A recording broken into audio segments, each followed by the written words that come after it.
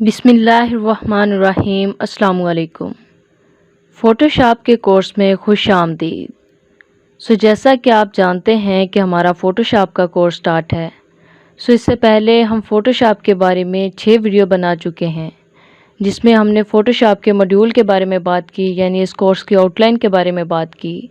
उसके बाद हमने सीखा कि फ़ोटोशॉप क्या होती है, इसको इंस्टॉल करना सीखा, डाउनलोड करना सीखा, और उसके बाद किस तरीके से इसको ओपन किया जाता है वो सीखा।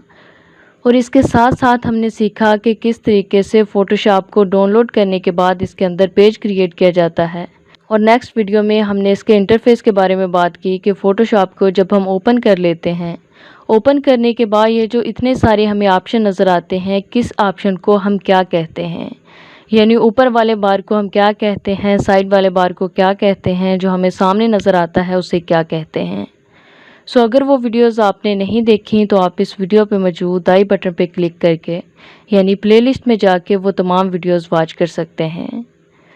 आज का जो हमारा टॉपिक है, आज हम बात करेंगे लेयर के ऊपर। फ़ोटोशॉप के अंदर लेयर एक बहुत ही इम्पोर्टेंट ऑप्शन है। लेयर को समझना बहुत ज़रूरी है। कहा जाता है कि अगर किसी को लेयर्स की समझ आ गई तो समझो उसे आधी फ़ोटोशॉप आ गई।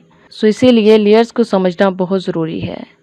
लेयर बेसिकली होती क्या है, आप देख सकते हैं कि यहाँ पे साइड पे आपको लेयर का एक पैनल नज़र आ रहा है, और इसके अंदर एक लेयर भी आपको नज़र आ रही है बैकग्राउंड के नेम से।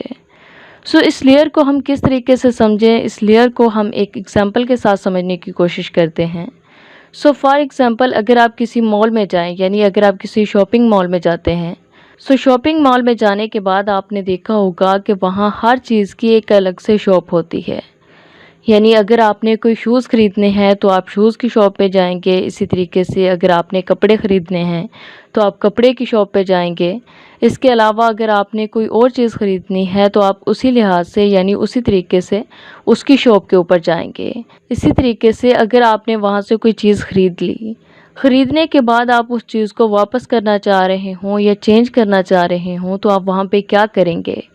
यानी अगर आपने कोई शूज़ ख़रीद लिए, शूज़ ख़रीदने के बाद आपको लगा कि ये ठीक नहीं है, या उसका साइज़ ठीक नहीं है, या आपको उसका कलर पसंद नहीं आया, अगर आपने वो शूज़ चेंज करने हो तो आप किस तरीके से करेंगे।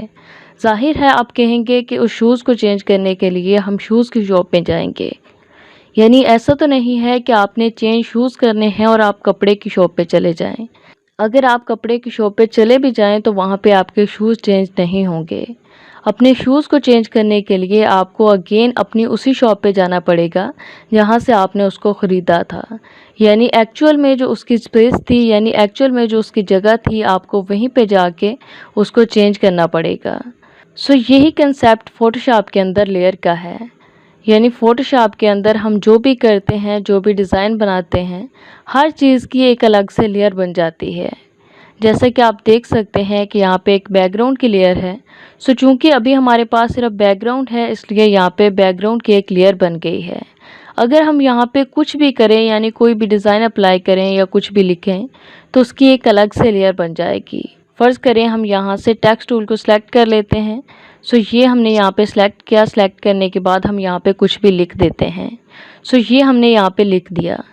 लिखने के बाद आप देख सकते हैं कि आगे यहाँ पे सिर्फ बैकग्राउंड की लेयर थी, जबकि अब यहाँ पे एक टेक्स्ट की लेयर भी आ चुकी है, यानी एक्स्ट्रा लेयर आ चुकी है। यहाँ पे 2 लेयर्स हो चुकी हैं।